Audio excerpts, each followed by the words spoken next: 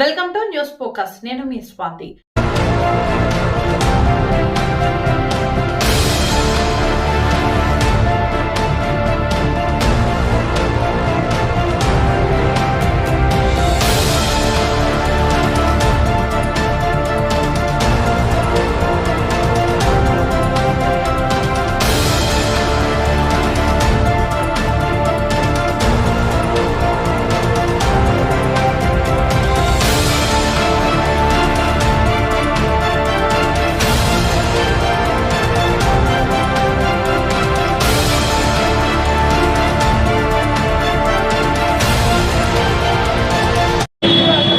ఆటవికమైనటువంటి దాడులు మనందరం ఒక్కసారి గమనిస్తే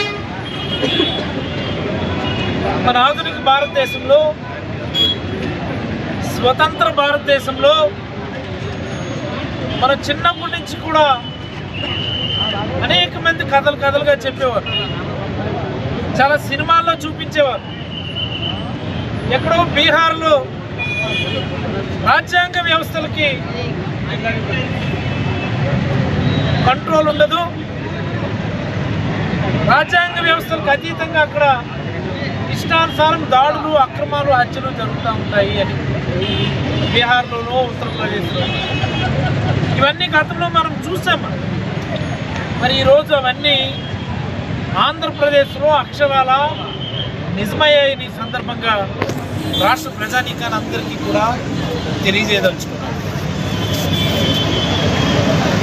నిన్న మాజీ మంత్రి జోగి రమేష్ ఇంటి పైన వాస్తవికంగా దాడి, మొన్న అంబటి రాంబాబు గారి మీద హత్యా ప్రయత్నం. ఎటు వెళ్తుంది ఈ ప్రభుత్వం? చాలా స్పష్టంగా అడగదలుచుకున్నాను నేను. అంబటి రాంబాబు గారు ఏదో అన్నారని పాప ఆయన మాట్లాడినటువంటి మాటలు నేను అని ఉండకూడాల్సింది, నేను అని ఉండకూడాల్సింది అని ఆయన పాపం పశ్చాత్తాపం కూడా వ్యక్తం చేశారు. ఇన్కేస్ రాంబాబు గారు మాట్లాడిన మాటలు, జోగి రమేష్ గారు మాట్లాడిన మాటలు పరిగణనలోకి తీసుకొని మేము దాడులు చేస్తాం, మేము ఇంతే అనుకుంటే మరి గతంలో మీరు మాట్లాడినటువంటి మాటలేంటి? చంద్రబాబు గారు మాట్లాడలేదా? నీ అమ్మ మొగుడిచ్చాడా? మాట్లాడలేదా? ఏకంగా చంద్రబాబు గారు అయితే జగన్మోహన్ రెడ్డి గారు పుట్టు గురించి మాట్లాడారు. లోకేష్ గారు అయితే పచ్చి బూతులు మాట్లాడలేదా? లండన్ ఏమో మొండ్ల కోసం వెళ్తున్నారని ఈయన చూశాడు, బాత్రూంలో కూర్చొని చూశాడు. వీళ్ళు మాట్లాడిన మాటలు ఉన్నాయి కదా రికార్డెడ్గా. వాళ్ళ మంత్రులు, ప్రజెంట్ ఇప్పుడున్న మంత్రులు గతంలో మాట్లాడిన మాటలు మనం చూడలేదా? అసెంబ్లీ స్పీకర్ చింతకాయలు అయ్యన్న పాత్రుడు మాట్లాడితే నోరు తెరిస్తే బూతులే వస్తాయి తప్ప ఇంకేమీ రావు. ఆయన కూడా ఈరోజు వచ్చి నీతులు చెప్తా ఉన్నాడు. ఆ పట్టాభి ఆయన వాగుడు మనం మర్చిపోయామా? మరి ఇలాంటి అన్ని సందర్భాల్లో కూడా మరి గతంలో ఈ రకమైనటువంటి దాడులు, ఈ రకమైనటువంటి ఆర్థిక రాజ్యమే ఈ రాష్ట్రంలో కొనసాగిందా నేను అడుగుతాను. రాష్ట్రం యొక్క బ్రాండ్ పెంచాలి అంటే, ఏపీ బ్రాండ్ బేస్ పెరగాలి అంటే సెక్యూర్, ఒక స్టేబుల్ గవర్నెన్స్ అవసరం. అప్పుడు మాత్రమే పారిశ్రామికవేత్తలు, పరిశ్రమలు ఇంకా ఈ రాష్ట్రానికి వచ్చి రాష్ట్ర అభివృద్ధికి ఉపయోగపడేటటువంటి అవకాశం ఉంటుంది. ఎక్కడుంది ఆ స్టేబుల్ గవర్నెన్స్ ఈరోజు? ఎక్కడ చూసినా అరాచకం, ఎక్కడ చూసినా అక్రమ కేసులు, ఎక్కడ చూసినా దాడులు, ఎక్కడ చూసినా నిర్బంధం, నిరంకుశత్వం తప్ప ఏముందని నేను అడుగుతా ఉన్నాను. నిన్నటికి నిన్న ఎంఆర్పిఎస్ నాయకుడు కర్నూలు పీజే రమేష్ అనుకుంటా ఆయన పేరు, ఆయన పైన జరిగినటువంటి దాడి మన అందరం చూసాం. ఎక్కడ కూడా ఈ రాజ్యాంగ వ్యవస్థలకి లా అండ్ ఆర్డర్ మీద కంట్రోల్ లేదు. ఈ రాష్ట్రంలో ఒక మహిళలకు రక్షణ లేదు, ఒక చిన్నారులకు రక్షణ లేదు, ఒక విద్యార్థులకు రక్షణ లేదు. ఇంజనీరింగ్ కాలేజ్ బాత్రూంలో కెమెరాలు పెట్టారు అంటే ఇంతవరకు కూడా ఆ కేసు అతిగతి లేనటువంటి పరిస్థితి. ఈ రాష్ట్రంలో ఒక మహిళ బహిరంగంగా ముందుకొచ్చి నాకు మోసం చేశారు, నాకు రేప్ చేశారని మాట్లాడితే కనీసం దానిపైన కేసులు పెట్టే పరిస్థితి. తిరిగి బాధితులపైనే కేసులు పెట్టేటటువంటి నీచమైనటువంటి సంస్కృతికి ఈ ప్రభుత్వం తెరతీసిందని చెప్పి సందర్భంగా రాష్ట్ర ప్రజానీకందరికీ నేనైతే గుర్తు చేయదలుచుకున్నాను. మరొక మారు రాష్ట్ర ప్రజానీకాన్ని అందరికీ కూడా నేను తెలియజేయదలుచుకుంటున్నాను. నేను జంగిల్ రాజ్ పాలన అంటే ఏదో కాదు, ఆటవిక పరిపాలన అంటే మరేదో కాదు. ఎక్కడైతే రాజ్యాంగ వ్యవస్థలు పూర్తిగా కుప్పకూలిపోయి రౌడీ మూకులు, దొంగలు, రౌడీలు స్వైర విహారం చేస్తూ వాళ్ళకు నచ్చిన కాడికి దోపిడీలు, దుర్మార్గాలు, హత్యలు, మానభంగాలు చేస్తారు, దాన్నే మనం జంగిల్ రాజ్యం లేదా ఆటవిక రాజ్యం అంటాం. మరి ఎగ్జాక్ట్లీ ఈరోజు ఈ రాష్ట్రంలో అదే పరిస్థితి కదా. పోలీసుల సమక్షంలోనే మాజీ మంత్రి ఇళ్ల మీద దాడి చేస్తారు, పోలీసుల సమక్షంలోనే మాజీ మంత్రులు కార్ల మీద దాడి చేస్తారు, పోలీసుల సమక్షంలోనే ఇల్లు తగలబెడతారు, పోలీసుల సమక్షంలోనే హత్యలు చేస్తారు. తిరిగి బాధితులపైనే కేసులు పెట్టి జైలుకు పంపించేటటువంటి పరిస్థితి ఉంది. వాళ్ళ మాటల వల్లే ఇలాంటి పరిస్థితి వచ్చిందని ఎవడో మాట్లాడి ఇప్పుడు అదే చెప్తున్నాను నేను. ఈ మన నియోజకవర్గ ఎమ్మెల్యే శిరీష్ గారు ఈవిడ ప్రతిపక్షంలో ఉన్నప్పుడు ఆవిడ మాట్లాడిన మాటలు మన అందరం మర్చిపోయామా?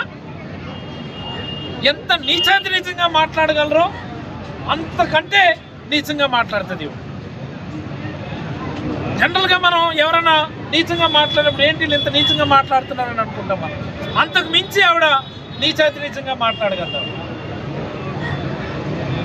ఈరోజు కూడా అలాగే మాట్లాడుతుంది. ఏమాత్రం ఆవిడ పద్ధతిలో మార్పు లేదు. మొన్న ఎప్పుడో వైసీపీ కార్యకర్తలు, నాయకులు బాస్టర్స్ అనుకొని తిట్టింది. ఏంటి బాస్టర్స్ అంటే నాకు అర్థమవుదు. బాస్టర్స్ అంటే ఏంటని అడుగుతున్నాను నేను. తెలుగులో దాని మీనింగ్ ఏంటి? మరి మిమ్మల్ని ఏం చేయాలి? తెలుగులో దాని మీనింగ్ ఏంటని అడుగుతున్నాను నేను. తెలుగులో దాని మీనింగ్ ఏంటని అడుగుతున్నాను. వీళ్ళందరూ మీడియా ముందుకు రావడం, నీతులు చెప్తుంటారు. మళ్ళీ భాష సక్రమంగా ఉండాలి, భాష పైన నియంత్రణ ఉండాలి. మాకు తెలుసు.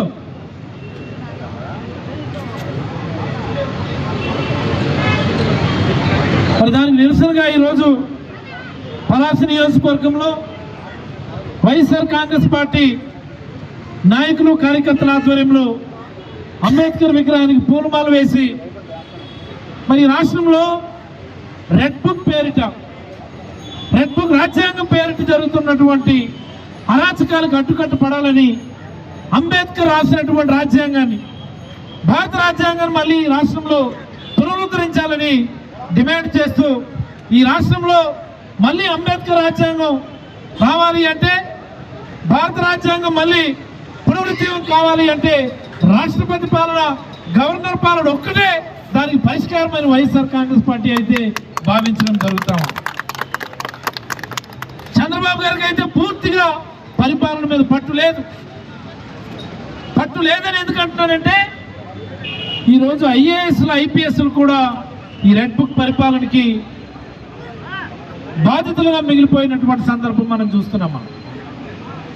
ఏ రాష్ట్రానికైనా పెట్టుబడులు రావాలి అంటే పొలిటికల్ ఇన్స్టెబిలిటీ పక్కన పెట్టి, పొలిటికల్ ఇన్స్టెబిలిటీ పక్కన పెడితే అట్లీస్ట్ ఎగ్జిక్యూటివ్ బాడీలో అయినా ఆ స్టెబిలిటీ ఉండాలి. ఎగ్జిక్యూటివ్ బాడీ అంటే అఖిల భారత్ సర్వీస్, ఆల్ ఇండియా సర్వీసెస్ సంబంధించి ఆ ఎగ్జిక్యూటివ్ బాడీలో కూడా ఇన్సెక్యూరిటీ క్రియేట్ చేసినటువంటి ఘనత చంద్రబాబు గారిని ఈ సందర్భంగా తెలియజేయదలుచుకున్నాను. ఒక్క ఐఏఎస్లో ఆ సెక్యూర్ ఫీలింగ్ ఉందా? ఈ రాష్ట్రాన్ని, నా రాష్ట్రాన్ని నేను అభివృద్ధి పదంలో తీసుకొని వెళ్ళాలి, ఎంత రిస్క్ అయినా భరించి ఈ రాష్ట్రాన్ని ముందుకు తీసుకొని వెళ్ళాలన్నటువంటి భావన ఒక ఐఏఎస్లో, ఐపీఎస్లో ఈరోజు ఉందా? ఈ పరిపాలన వల్ల ఎప్పుడు ఎవరిని బాధ్యతలు చేస్తారో తెలియదు, ఎప్పుడు ఎవరిని ట్రాన్స్ఫర్ చేస్తారో తెలియదు. ఎప్పుడు ఎవరిని జైలుకు పంపిస్తారో తెలియనటువంటి పరిస్థితి ఎగ్జిక్యూటివ్ బాడీలో కూడా తీసుకొచ్చినటువంటి దౌర్భాగ్యం మొట్టమొదటిసారి ఈ ఆంధ్రప్రదేశ్ జంగిల్ రాజ్ పరిపాలనలో మనం చూస్తా ఉన్నాం. మనం ఎలా వస్తాయి రాష్ట్రానికి పెట్టుబడి? మీరు సరదాగా వెకేషన్కి వెళ్ళడానికి దావోస్ టూర్ ఉపయోగపడుతుంది తప్ప ఈ రాష్ట్ర అభివృద్ధికి, రాష్ట్ర ముందుకెళ్ళడానికి మీరు చేస్తున్నటువంటి దావోస్ టూర్లు పనికి రావడం లేదని నేనైతే గుర్తు చేయదలుచుకున్నాను. మీరు చేస్తున్న దాడుల వల్లే ఈ రాష్ట్ర బ్రాండ్ ఇమేజ్ అధోపతాలానికి పడిపోతుంది. అందుకనే చివరికి మీరు ఫ్రీగా భూములు ఇస్తున్నా సరే ఏ పారిశ్రామికవేత్తలు ఈ రాష్ట్రానికి రావడం లేదని చెప్పి ఈ సందర్భంగా ఈ ప్రభుత్వానికి నేనైతే గుర్తు చేయదలుచుకున్నాను. నేను ఖచ్చితంగా గవర్నర్ గారు ఈ విషయం పైన దృష్టి పెట్టాలి. ఈ ఆటవిక పరిపాలనకి ఎండ్ కార్డు వేసి గవర్నర్ పరిపాలన ఖచ్చితంగా తీసుకొని రావాలని డిమాండ్ చేస్తూ ఈరోజు మరొక మారు అందరూ నినాదాలు చేద్దాం.